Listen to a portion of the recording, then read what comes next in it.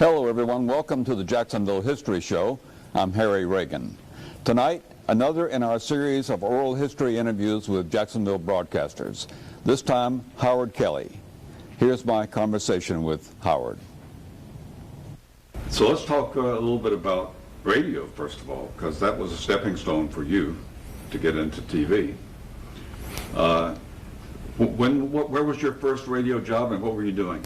Well, my first radio job was at WPDQ as a disc jockey, even though today my kids can't admit or won't admit that their father was once a disc jockey, but that's what put me through college and kept me going in summers and weekends. So I started at WPDQ, which was a top 40 radio station, but with a news department, an active news department, so I was able to do both double duty.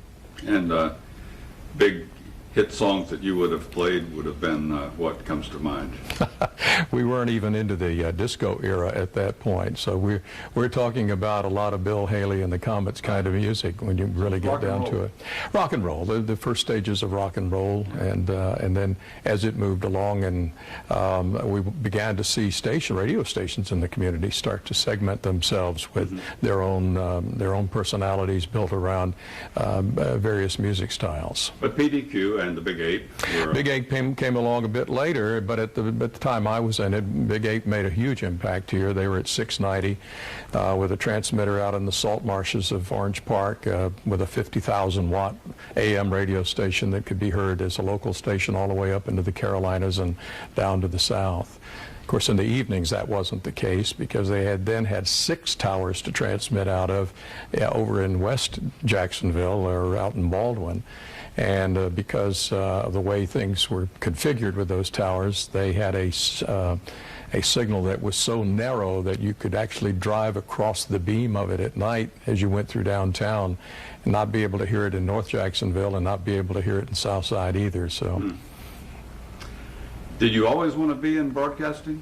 I think so. You know, when I think about my first impressions of radio, I go back to when I was elementary school and before, and I can remember Sunday mornings getting up and as we got ready for church, listening to Junior Duck read the Sunday comics on WJAX, which was a city-owned radio station. Interesting story with that radio station. Like so many communities around the United States at that time, private investment was not available for broadcasting, for radio, not readily at least. And many communities felt the only way they were going to have any kind of a radio presence was for the city or the town to actually get a license and develop a department around it and be the broadcasters of the community. Jacksonville was that way. We licensed WJAX, and that radio station wound up based in the Signal Bureau. The Signal Bureau being the department that took care of your street lights and red lights and also handled the fire department dispatching. But they didn't know exactly where to put it. Didn't know where to put it. It didn't fit. Yeah. And in Jacksonville's case, there were several engineers there that did double duty.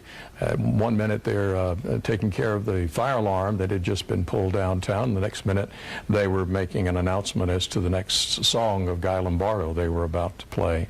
One of those was a very interesting broadcaster and engineer, signal engineer, by the name of Tommy Tucker, who is probably one of the great legends of radio here. And on Sunday mornings, he would pretend that he was Junior Duck, and he would read to the children of the community the Sunday morning comics.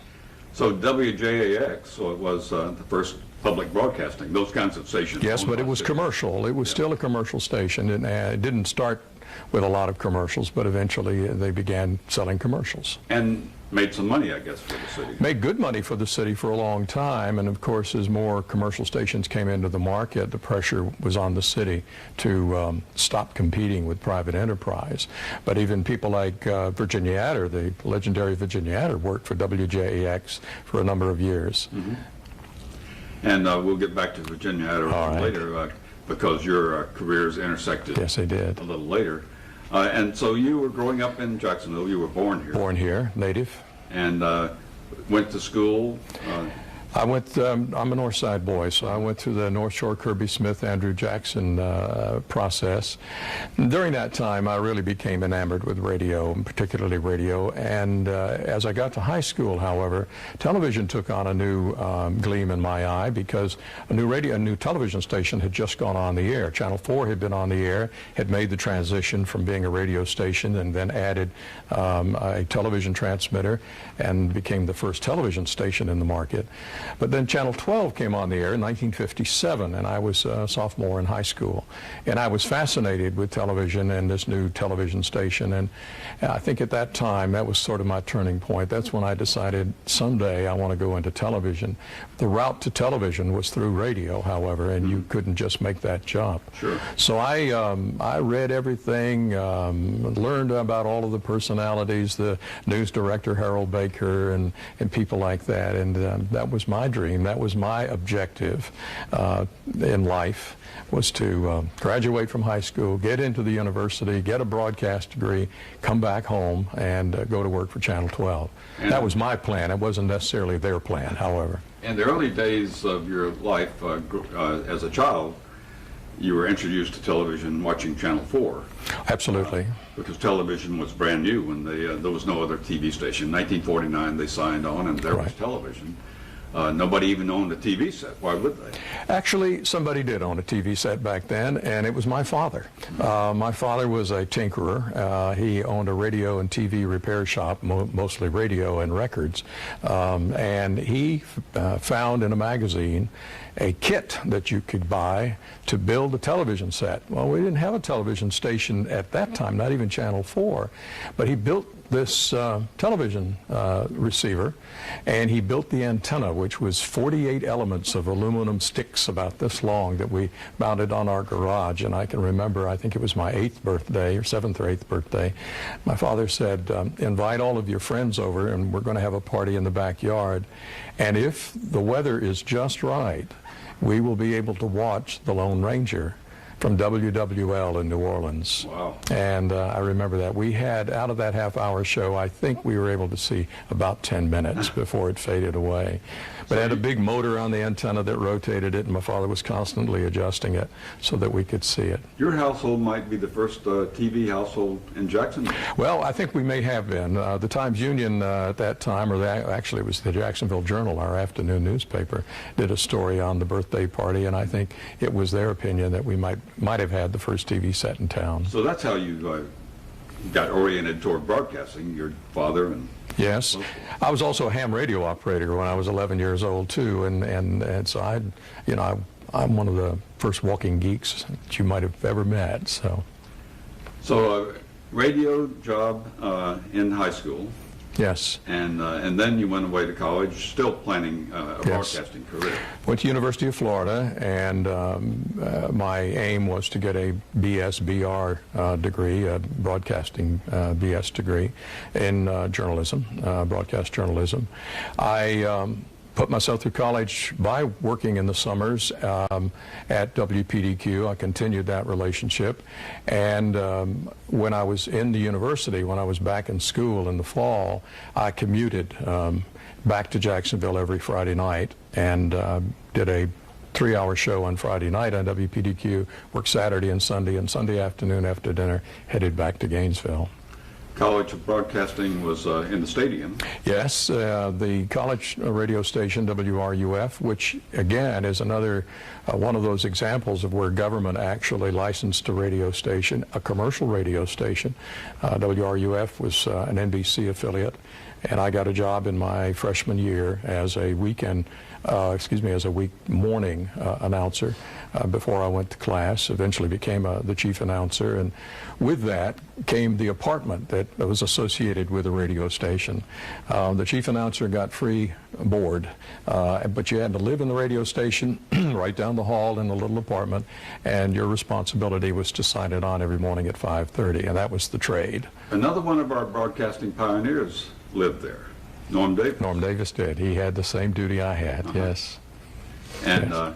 It's not a well-known fact, I guess, that students who worked at WRUF would occasionally get to live in the stadium. Now known as the Swamp. The Swamp, that's right. The sign-on announcer and the sign-off announcer both shared the apartment in the radio station. So you got your degree at the University of Florida. Mm-hmm. Came home ready to go to work at Channel 12. However, they weren't ready for me. I had a very good interview and with Harold Baker, and he said, we don't have an opening just yet, but he said, I will stay in touch. And I went back then to WPDQ, working for $80 a week, and stayed with them for right up to the point of Hurricane Dora in September of 1964. Mm-hmm. And when Hurricane Dora rolled through town, I just happened to be on the air at WPDQ. At that time, that radio station was located in we called it the Atlantic Coastline Building. Today it's the CSX Building on the 13th floor. And everybody in the building that afternoon got trapped because of the rising water of the St. John's. So the only ones in the building that were left were the two of us in the radio station. One was an engineer and one was myself, and 4 cooks in the Morrison's cafeteria on the floor below. So we went through the storm there at WPDQ and in that building. It, in many ways, turned out to be my audition for Channel 12. Although Harold Baker was listening. He was listening, and I made a foolish error on the air. He didn't hear it, but he heard about it, and it was embarrassing. I had been told by a police dispatcher that all of the television stations had gone off the air. They had lost power, that there was only the one radio station, WPDQ, that remained as the main communications method to the community. And I believed the dispatcher, and I put it on the air somewhat proudly. We are your only voice out there during this storm. The TV stations couldn't hold on. They were off the air. About 15 minutes later, Harold Baker called me and said, is this the kind of reporting you would do for me? He said, we are still on the air, and the last I heard, Channel 4 has just come back on the air. And he gave me a pretty stern lecture about accuracy and reporting, a lesson that I think I learned well. He did hire me, however, in the midst of the storm, and the first few stories that I did in television was the post-cleanup of Hurricane Dora. So the station had been on the air about 7 years at that point. That's right. That's right. And their claim to fame was from day one they were in color. Yes, it was the first television station in the United States, perhaps the first in the world, to be built from the ground up for color. It was designed as a color station, and it went on the air that day, that first day, in color. Everybody else was still monochrome. When I say they were on the air in color, all local programming was in color because the networks did not provide color programming for several years later. So you'd have a local newscast in color with black and white film, and you'd switch to the network, which was all in black and white. Mm-hmm. Oh, a great deal more live television. Of course, public service was a part of that, as well as news. You didn't have as much news as you have today, but you had a lot more public service programming. The morning talk shows, cooking shows, those kinds of things, bringing in interviews from the Red Cross and all the kinds of public service things that we were doing, as well as children's programming, live children's programming, particularly in the afternoon. Something that just does not exist anymore. Doesn't exist anymore, no. Part of growing up was going to the TV station and being on those shows. Yes, it was, and I have to tell this story. When I was growing up as a small child, my neighbor lived four doors down the street. Was a teenager by the name of Ed McCullers. And Ed was my babysitter when my mother wanted to go out, and my mother and father went out, and Ed would come down and babysit. Ed, of course, became Skipper Ed on Channel 12 for many years. And it was rather an interesting relationship that he and I had, because eventually, when I became general manager of Channel 12, he was my employee. But we were great friends, and I had a great deal of respect for him. But it you would have gone to be on Skipper Ed. I was never on Skipper Ed, interestingly enough. But years later, well, not years later, but at about that same time, when Channel 4 was on the air with Virginia Adder and their afternoon show, I came down as a Cub Scout here at Channel 4. and had her sing a love song to me, and all the other Cub Scouts giggled away as somebody snuck up behind me and rolled up my pants legs while she was singing this song to me. And then later on, many years later, I hired Virginia to come to Channel 12. She worked at Channel 12 for about 3 years with Ed McCullers. So we've been kind of an interesting family of broadcasters. Yeah, very interesting. So let's talk a little bit about those early days. You were a reporter at Channel 12, and although you had this broadcasting degree and so forth, reporting was still something, I mean, television, local news was still in its infancy, shall we say. Yes. And, you know, developing and becoming more respectable in terms of credible journalism. It was no longer, it was making a transition from the days when they would just be reading wire copy and so forth. That's right. Well, there was local coverage, and what was interesting from a broadcaster's point of view, that to work in a news department back then, you had to be a jack of all trades. You had to be a reporter, you had to be a writer, you had to be a photographer, and in some cases, if you were a junior person and were sentenced to working nights or weekends, you wound up having to even process your own film as well as editing your film and putting it on the air. So you really had to be a jack of all trades. And of course, as the technology evolved, those technologies became so more complex that you began to see the specialization of anchors who only anchored and reporters who only reported and photographers that only took pictures. But in those days, you had to be very flexible in what you were able to cover. Women did not cover violent stories. They weren't set out on murders and generally not even on fires. We all had to have some sense of what was going on politically and socially in our communities to understand the relevance of the stories that we were reporting. Well, I think in 1964 and for a few years thereafter, there weren't that many women or African Americans in your typical newsroom. That's right. You had some real pioneers in both Channel 4 and Channel 12. Really brought in some real pioneers. At Channel 12, it was Mac Freeman, and it was at a time that this city was in great racial turmoil. The 60s, of course, being one of the most if not the most violent period of our history, certainly socially and politically, one of the most tumultuous decades that we've ever gone through. We had everything from disaccredited high schools to the racial issues that ran through the entire decade, from the riots of downtown to school busing issues. In the middle of that, you had Hurricane Dora, and eventually the decade closed out with consolidation. That's a little bit unusual, isn't it, to go from reporter to general manager? It's unusual to go from the news department to general management, yes, and there are very few of us that have ever done that.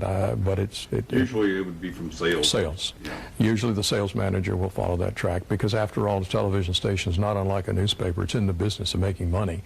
And when I made the transition, and I had that long talk with my boss about moving from the news department into general management, he said, "Look, you know how to spend money better than anybody I know, but I'm not sure you know how to make money."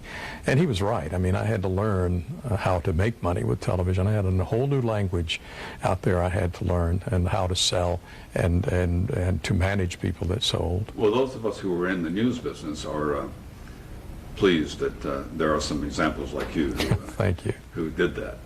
And I guess it was, you did have to kind of refocus, didn't you? Yeah.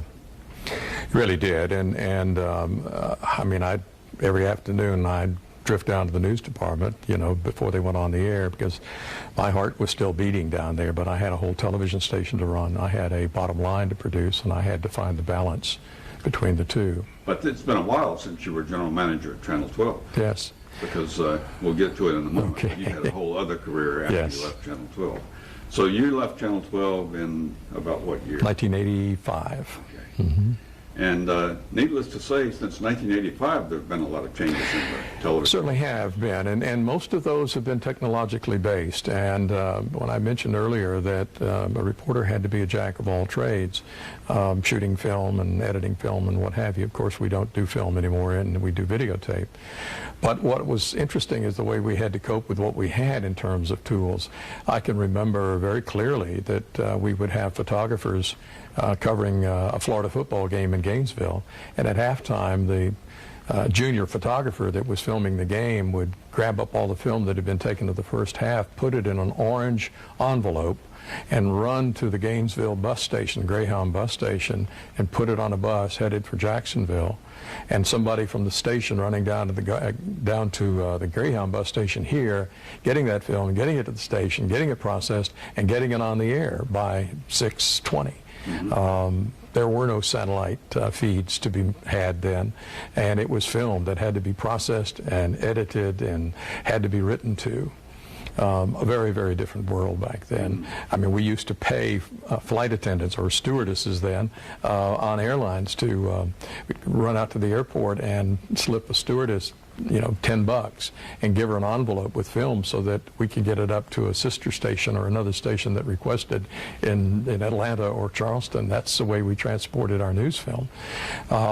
But today, of course, we can call up and order up a satellite feed, or if it's close enough, we can do it by our own microwave signals out of the back of a pickup truck to get that story told. And that's a wonderful, wonderful thing to have happened in this whole scheme, is this ability to move the news from the studio out to the site.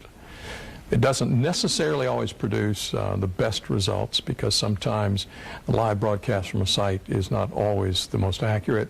It often can be very misleading because you've not had a chance to absorb the story, to check a lot of things, to understand its perspective and its relevance before you're speaking about it on the air. And at the end of your broadcasting career, you segued fairly quickly, I guess, into a whole other career at a company that people will recognize in Jacksonville, Sally. Sally Corporation, yes. I was at Channel 12 for 22 years and had achieved the things that I wanted to achieve, and I had started a new role with the owners of the company, and that was in strategic planning for all the broadcast operations. But to do that job properly, I should move to the corporate headquarters in San Antonio, Texas. I'm a Jacksonville boy and very proud of it, and intend to stay that way. And didn't want to go to Texas. Didn't want to go to Texas. And I served on the board of a little company here called Sally Corporation, or Sally Industries. And its chairman, Prime Osborne, for whom our convention center is named after, and who was also the chairman of the board of the CSX Railroad at the time, approached me about coming over to Sally and taking a crack at doing some turnaround management. It had fallen on some tough times in terms of business and where it was going. And for those who don't know, what's Sally? Sally Corporation designs and manufactures animated robots, the kind that sing and dance, as we say, the animated bears, the Hall of Presidents kind of animated robots that you might see at amusement parks. You'd see it all of the amusement parks, Six Flags, Universal, Disney, and it was a fascinating, creative business. And though it was manufacturing, there were elements of it that were not unlike being in a television station. You had the artistic and the engineers, you had the sales, you had all of those components. You just weren't transmitting them, you were building them in the back. And so I sort of took a header and said, yeah, I'm going to try this and see if I can turn it around. I really didn't intend to be there all that long, but I was there 22 years before I retired. So. And you did a lot of travel. Did a great deal of travel. Our business expanded internationally because we found that the growth in theme parks and attractions was really abroad. Yeah, even though Europe and Asia have been in the amusement park business a lot longer than we have here in the United States, which some people find surprising, but it's true. We saw this resurgence in Europe particularly, and in Asia, and we moved a lot of our sales opportunities abroad. And so I was spending some years 70,000 to 100,000 miles of my life over there, where we really did well and expanded our business not very nicely. And a little company in Jacksonville, Florida.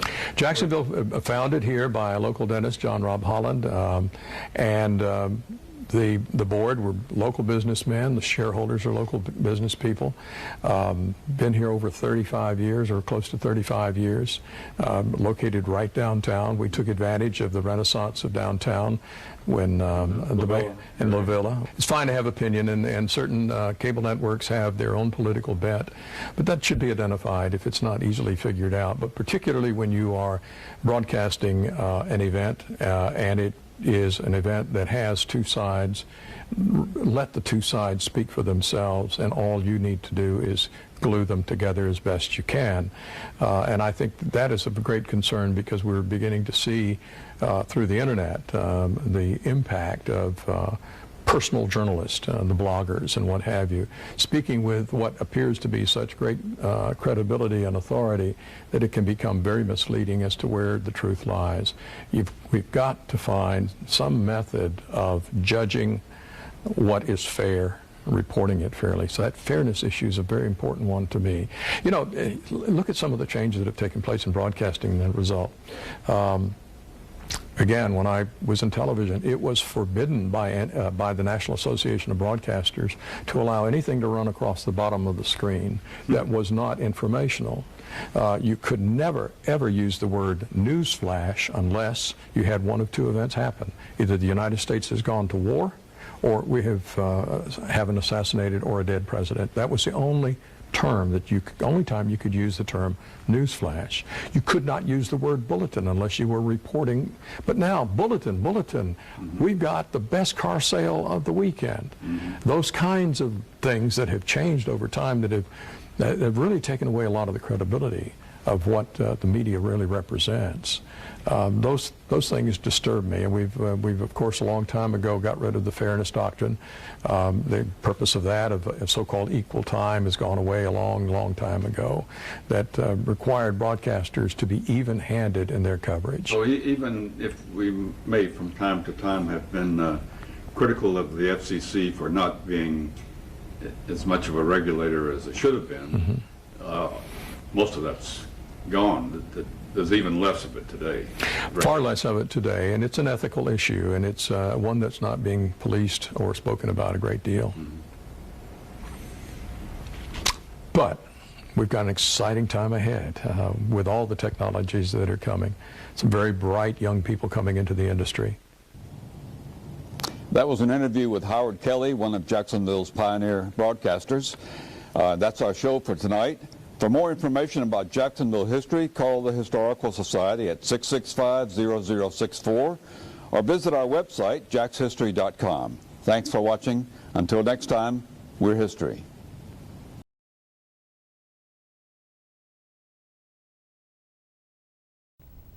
Hello everyone, welcome to the Jacksonville History Show. I'm Harry Reagan.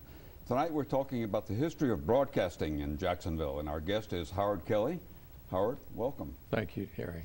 You are a broadcasting pioneer, kind of. You go back a few years. A few, yes. Started out as a reporter and rose to the job of general manager at Channel 12. Yes, and even when I was in high school, I was disc jockey, which my children to this day refuse to believe that their father was once a disc jockey. Back when radio stations had DJs. That's right. And we're working together on a project of trying to preserve some of Jacksonville's broadcasting history. Yes, Jacksonville has a very proud broadcasting history, both in radio and in television. We're perhaps not the first of anything in regards to our history. We didn't have the first radio station. We didn't have the first television station in the state, but nevertheless, we began very early in this market, both in radio and television. And the history that has come out of all those years of broadcasting is extremely prideful for all of us that have participated in it, because Jacksonville has contributed a great deal to the whole industry of broadcasting. And some of us pioneers, yes, talking amongst ourselves when we were talking about this idea, said, does anybody care outside of people in broadcasting about broadcasting history? And I guess we kind of concluded that people do. They grew up yes, watching it and listening to it. You know, broadcasting develops, if it does its job well, an emotional relationship with the listener or the viewer. And it often starts very, very early in someone's life, whether they were listening to the radio. And I mean, as a child, I remember Sunday mornings before going to church listening to WJAX, the city-owned radio station, and the announcer who pretended to be a character he created, Junior Duck, and his name was Tommy Tucker, and he would read the Sunday morning comics to me before I went to church. And you know, you develop those kinds of relationships, and then as I grew up, you certainly associate yourself with the various personalities, whether it be radio or television. And those bonds last a very long time, particularly if you stay in the market. And television was a very good example of that, when you see the relationships that viewers form at a very early age. You know, your former television station, Channel 4, how many times have I heard someone say, well, my mother and father watched George Winterling, and therefore I watched George Winterling. And now we're into my grandmother and grandfather watched George Winterling. And so those relationships become very strong. Now, we all went to be on TV as children because every TV station had a kids show. That's right. Not anymore. No, unfortunately. Unfortunately, when we have had the Skipper Eds and the Ranger Hals, and that was another bond that was formed. And those relationships make everyone feel as though they're a participant in broadcasting one way or the other. And there were a lot of live shows, not much live TV, live local TV anymore. Yeah, the 10 o'clock in the morning period where you were almost by law, certainly by policy of the FCC, you were required to do a lot of local programming. Some of it had to be in the field of children's programming, some of it had to be in community service programming, and so it was live. We've allowed those things, or the FCC has allowed that to slip away from a mission of a local television station for many, many reasons, some good, some not so good, unfortunately. And so we don't see the local personalities develop except in the news department principally. That's where it all resides right now. But and we also saw on radio too, of course, that relationship as a teenager to the disc jockey or the radio announcer, but he was the DJ who played the music that you danced to at high school dances and then later listened to in the car radio and what have you. And that relationship started early in the morning and ended very late at night. Yes. Well, we don't want to just bemoan the passing of an era of TV that we loved, but it was a lot of fun. Sure, it's something that we all enjoyed. Who knows what it's going to be in the future?